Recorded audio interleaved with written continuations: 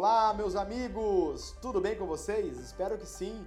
E hoje nós estamos aqui na nossa 8ª aula do nosso curso de formação para catequistas.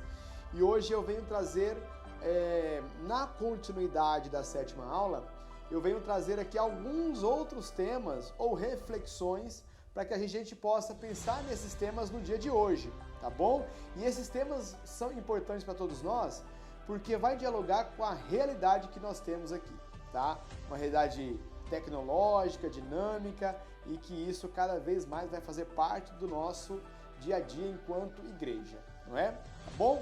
Então vamos iniciar esse nosso momento pedindo para que Deus esteja ao nosso lado, para que Deus esteja dentro do nosso coração, abrindo as portas do nosso coração para as grandes verdades que Ele tem a nos oferecer.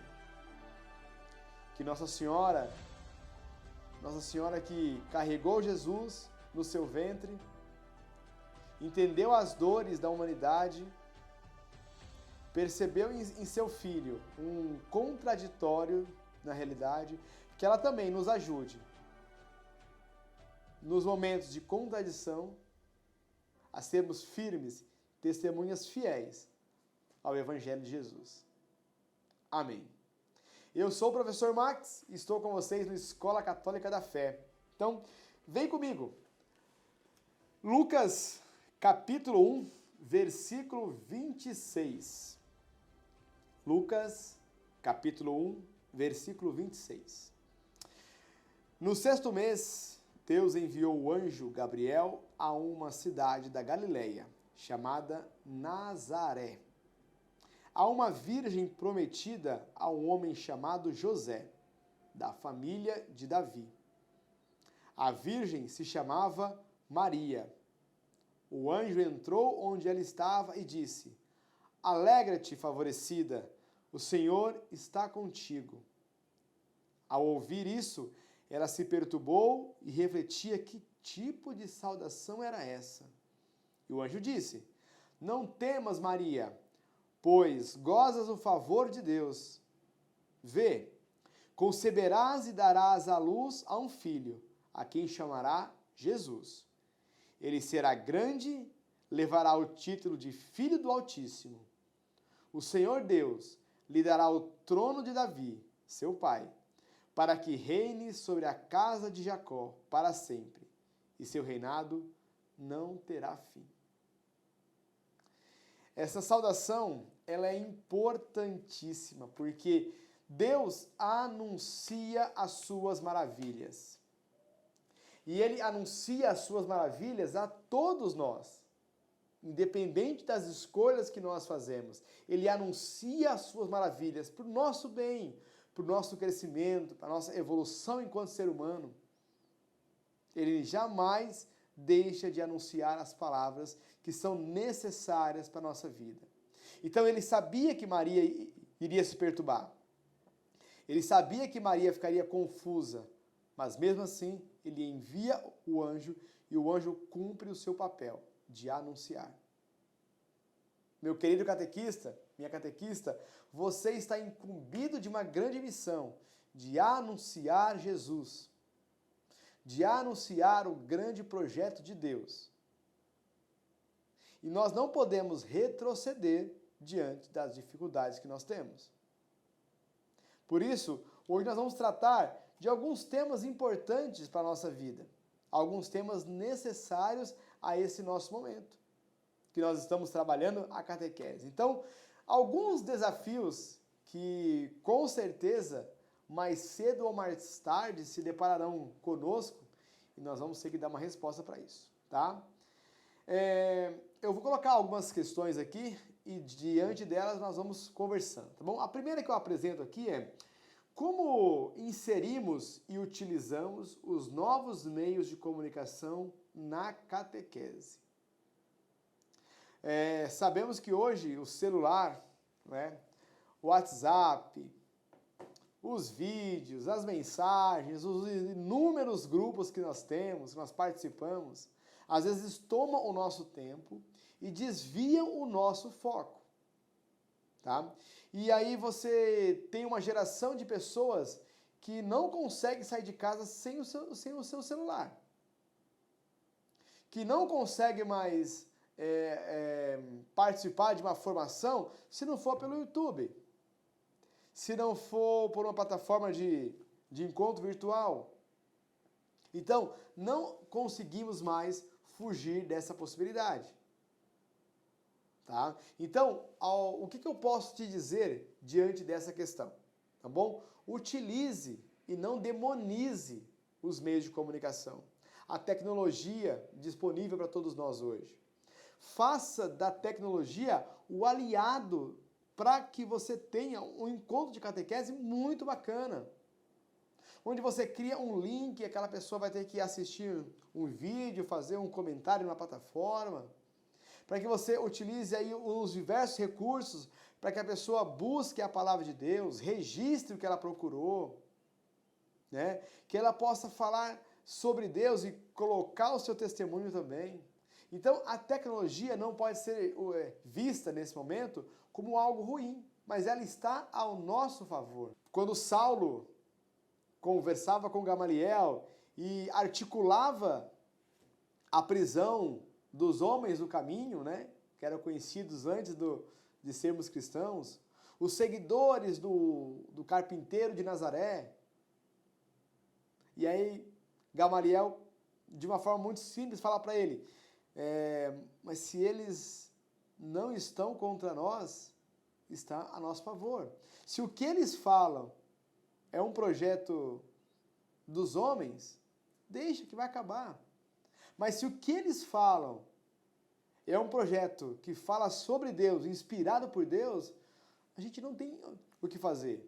Então a tecnologia também, hoje, ela é necessária para a nossa comunicação. Então utilize a tecnologia nos seus encontros.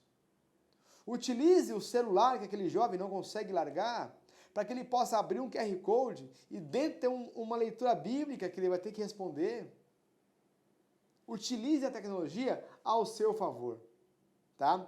Utilize as redes sociais para divulgar o seu trabalho, como nós fazemos hoje aqui no Escola Católica da Fé. Utilizamos aqui as redes sociais, utilizando a tecnologia. Hoje você me escuta pelo celular, pelo computador, com fone de ouvido, voltando para o trabalho, indo para sua casa. Então a tecnologia ela é necessária para que as pessoas tenham acesso mais rápido, mas que também isso seja divulgado, para que as pessoas também possam ser impactadas por essa verdade. Tá bom? Vou trazer mais uma questão aqui para a gente. Como se fala sobre leitura bíblica?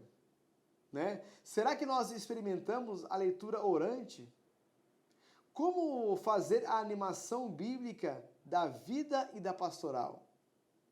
Nós falamos no último encontro sobre a necessidade da centralidade da palavra de Deus. A centralidade da palavra de Deus. E essa palavra, ela tem que estar em alta. Ela tem que estar colocada no mais alto, lá no candeeiro. Ninguém acende uma lâmpada para colocar embaixo da mesa. Tá? Então, nesse momento, quando nós falamos sobre como trazer os catequizandos para esse momento de leitura bíblica, para que não seja apenas uma leitura na missa, ou no meu encontro, e depois ela fique lá empoeirada, é justamente garantir a essa leitura que ela tenha sentido a vida da pessoa que lê. Para que você escolha os textos que vão fazer ressonância naquilo que o seu grupo precisa. Então, se hoje no meu grupo eu tenho uma dificuldade de relacionamento, eu procuro uma leitura bíblica que fala sobre relacionamento.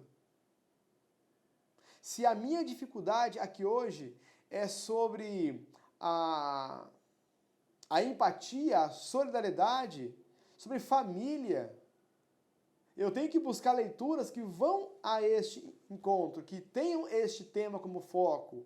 E você começa a trabalhar esse tema e começa a mostrar para o seu catequizando que é deste livro aqui que nascem algumas boas respostas. Então, nesse momento, o seu catequizando vai perceber que esse livro tem ressonância na minha história. Olha que interessante, né? Esse livro, ele tem algo relevante e que impacta a minha vida diretamente. Ele fala comigo, dialoga comigo. A Bíblia, ela não pode ser um livro utilizado em momentos solenes. Ela tem que estar surrada, riscada, com algumas páginas dobradas, porque ela foi utilizada, ela ganhou vida na vida de algumas pessoas, tá bom? Então, a palavra de Deus tem que estar contextualizada. Contextualizada. Pode ser que no primeiro momento, o jovem que você tenha não tenha tanta noção do que está sendo lido, falado, colocado, mas a constância dessa palavra na abertura dos seus encontros, no fechamento dos seus encontros, que essa palavra seja uma palavra fácil, né? Que eu consiga entender. Então, eu tenho uma faixa etária que necessita de um tipo de Bíblia, né? Se eu tenho um grupo de jovens, de crianças, eu pego uma linguagem mais tranquila, uma linguagem pastoral. Se o meu grupo já é um grupo mais maduro, eu pego uma Bíblia de estudos, como essa que eu tenho aqui em mãos. Então eu tenho que saber que grupo que eu tenho, saber as necessidades e encontrar as referências para que aquele texto faça sentido na vida dele. Tá bom? Vamos para mais uma pergunta aqui. Como conseguimos articular organicamente a pastoral? A pastoral, dentro das comunidades, ela é necessária. Ela é um ministério importante, né? Ou as pastorais. A pastoral da acolhida, a pastoral dos acólitos e por aí vai, não é? Então, a pastoral, ela é um elemento que transita dentro da comunidade religiosa, dentro da sua comunidade de fé, dentro da sua paróquia. E eu tenho que perceber que uma pastoral contribui com a outra. E eu tenho que pegar o meu catequizando e transitar com ele também por essas pastorais. Mostrar a pastoral da acolhida, a pastoral da criança, dos ministros da Sagrada Eucaristia. Eu tenho que apresentar, porque tem muita gente, e eu falo isso por experiência própria, muitas pastorais da minha comunidade eu, enquanto jovem, não conhecia. Não me foi apresentada. Eu fui descobrir a pastoral familiar e o ECC na minha comunidade depois que eu me casei. Eu não sabia que isso existia. Então nós temos a obrigação de apresentar, dentro do nosso conteúdo formativo, as pastorais existentes na minha comunidade. Para que aquele jovem se encante com alguma proposta. Pode ser que um grupo queira estar mais junto da pastoral da criança, ou um grupo que queira fazer um trabalho social fora, um grupo que se aproxima mais dos altares e vai querer trabalhar com as leituras, o grupo de música, o ministério musical. Então eu tenho que apresentar. Se isso eu não fizer, eu não tenho como animar organicamente a pastoral. Tá bom? Então leve os seus jovens, traga os representantes das pastorais para conversar com eles, para falar o que cada um faz. Faça um estágio com esses jovens, se tiver essa possibilidade. Leve esses jovens ao conhecimento real dessa pastoral, para que eles percebam que todas elas trabalham em prol de um mesmo objetivo: encontrar com Deus. Tá bom? Quais são os instrumentos eficazes no mundo urbano? Hoje nós temos inúmeros instrumentos eficazes. Tá? Eu tenho a facilidade da comunicação. Eu posso criar um encontro do terço virtual. Se tivermos algum problema e não podemos nos encontrar presencialmente, está tendo uma obra lá na sala onde eu atuo com as minhas crianças, meus jovens, eu utilizo os meios da tecnologia para isso. Então eu tenho que tentar encontrar no meu dia a dia as possibilidades de fazer com que a minha catequese, a minha pastoral catequética seja vista, percebida, vivenciada, experimentada. tá? Então nós temos inúmeros instrumentos. Nós podemos convidar pessoas de realidades diferentes para conversar com os nossos jovens. Nós podemos levar os nossos jovens para conhecer os religiosos, as irmãs, os seminaristas, os padres.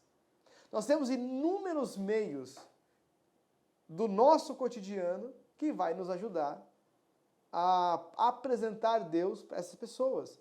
Porque depois, quando elas saírem dos seus encontros, ela vai conseguir reconhecer Deus nas pessoas, naquele encontro de música, naquele terço, naquela festa organizada para arrecadar fundos, mas que tem por trás o encontro comunitário.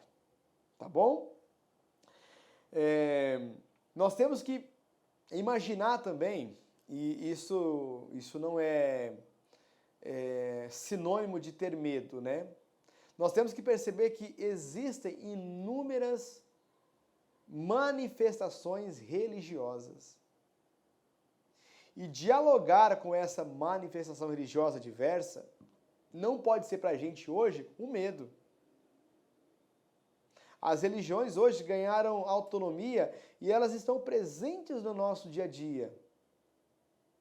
Na escola que seu filho estuda, existem ateus, evangélicos, protestantes. Eu fiz essa distinção proposital, porque nós temos as igrejas protestantes, né, que carregam muito mais a questão histórica, cultural, e temos as neopentecostais, né? Então essa distinção que eu faço nesse momento, tá bom? Então nós não podemos ter medo de dialogar com outras religiões, porque no momento em que eu dialogo com tranquilidade com outras religiões, é sinal que eu estou convicto de que a minha escolha religiosa é a que melhor se adapta e se encaixa àquilo que eu sou. Então esse diálogo com o outro, ele é necessário, tá bom? Ele é muito necessário. E pode ser feito, Não é que você em todo encontro tem que levar seu grupo para conversar com pessoas de denominações religiosas diferentes. Não, mas que ele possa dialogar, e esse diálogo faz parte daquela aquisição de valores que nós falamos na aula passada. O respeito pela opção que o outro fez, o respeito pela crença que o outro tem, o respeito pelos rituais e símbolos que aquela religião tem.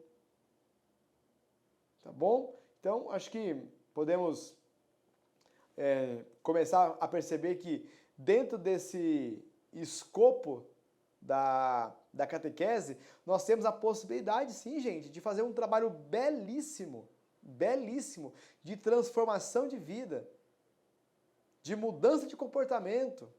Mas isso só vai acontecer com um real encontro feito com a pessoa de Jesus.